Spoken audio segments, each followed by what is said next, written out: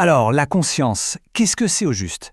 Comment notre cerveau arrive à produire nos pensées, nos émotions, tout ce qui fait notre moi intérieur? Pendant des siècles, franchement, cette question, c'était l'affaire des philosophes. Mais aujourd'hui, la science commence à y mettre son nez et elle déchiffre le code. On va plonger là-dedans et voir un peu comment. Notre enquête, elle commence il y a 18 000 ans. Dans le noir, dans le silence de la grotte de Lascaux. Regardez cette scène, elle est assez énigmatique. On y voit un homme, peut-être qu'il rêve, et juste à côté de lui, il y a un oiseau.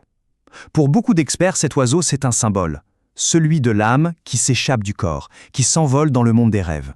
En fait, cette peinture préhistorique, elle illustre une intuition qu'on a tous eue un jour, le dualisme. C'est cette idée que notre esprit, notre conscience, ce n'est pas tout à fait matériel, que c'est quelque chose de différent de notre corps physique.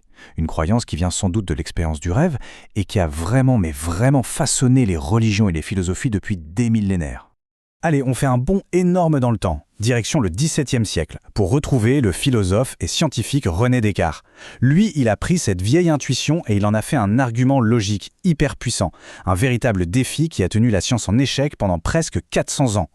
Ce qui est dingue avec Descartes, c'est que c'était un visionnaire, un mécaniciste pur et dur. Pour lui, le corps, et même le cerveau, c'était une machine hyper complexe. Un automate biologique où tout, de la digestion à la mémoire, pouvait s'expliquer par des mécanismes physiques, un peu comme on le voit sur ces schémas. Et pourtant, malgré cette vision mécanique du monde, Descartes a buté sur un os. Il était absolument convaincu que même la machine la plus perfectionnée du monde ne pourrait jamais imiter deux aspects fondamentaux de l'esprit humain. Et c'est là le cœur de son argument pour le dualisme. Alors c'est quoi ce fameux défi cartésien? Eh bien, il y a deux volets. D'abord, le langage, notre capacité à utiliser les mots de manière créative, à combiner des phrases pour exprimer une infinité de pensées nouvelles. Et deuxièmement, la raison. Pour lui, c'était un instrument universel, capable de s'adapter, de résoudre n'importe quel problème, contrairement à une machine qui est toujours conçue pour des tâches bien spécifiques. Et franchement, son argument était si solide qu'il a complètement mis la conscience hors de portée de la science.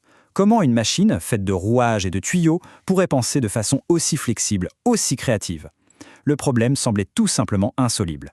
La conscience, c'est donc resté un mystère pour les philosophes.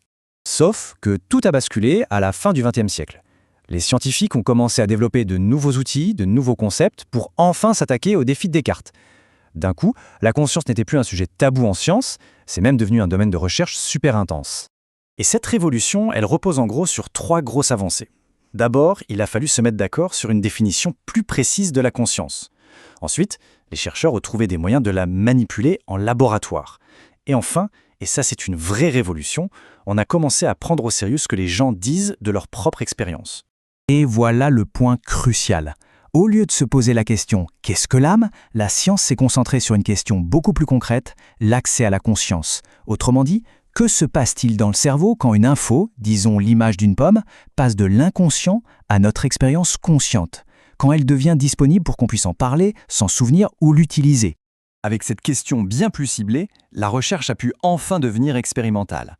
L'objectif maintenant, c'est de traquer les signes physiques, les fameuses signatures de l'activité cérébrale qui correspondent précisément à une pensée consciente.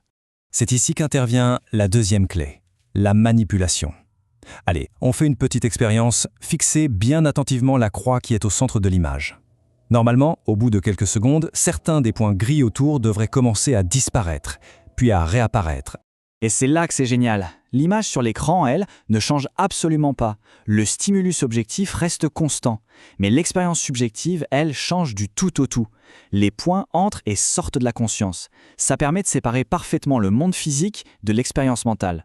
Cette séparation nous amène à la question fondamentale. Si l'image reste la même mais que la perception change, qu'est-ce qui est en train de changer dans le cerveau à ce moment précis? C'est ça que les scientifiques peuvent enfin mesurer.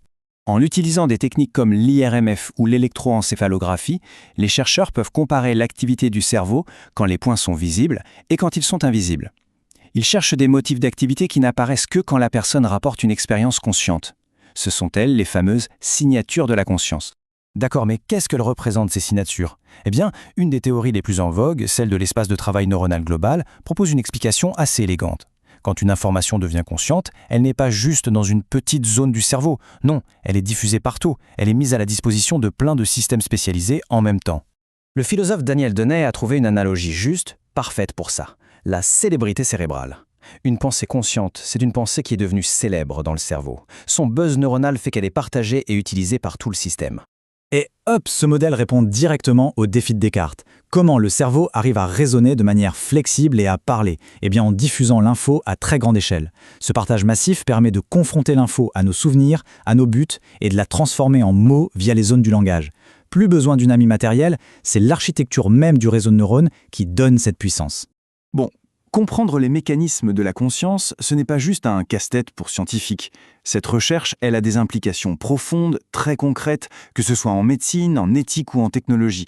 Par exemple, en détectant ces signatures de la conscience, on peut commencer à savoir si un patient dans le coma est conscient, même s'il ne peut pas communiquer. On peut aussi mieux comprendre comment la conscience émerge chez un bébé. Et bien sûr, ça nous donne une sorte de plan de route pour peut-être un jour créer des intelligences artificielles conscientes. Et ça nous ramène à la question vertigineuse. Si la conscience n'est pas une substance magique, mais juste une manière spécifique de traiter l'information, une architecture de calcul, alors qu'est-ce qui empêcherait une machine assez complexe conçue sur ce modèle de faire elle aussi l'expérience du monde?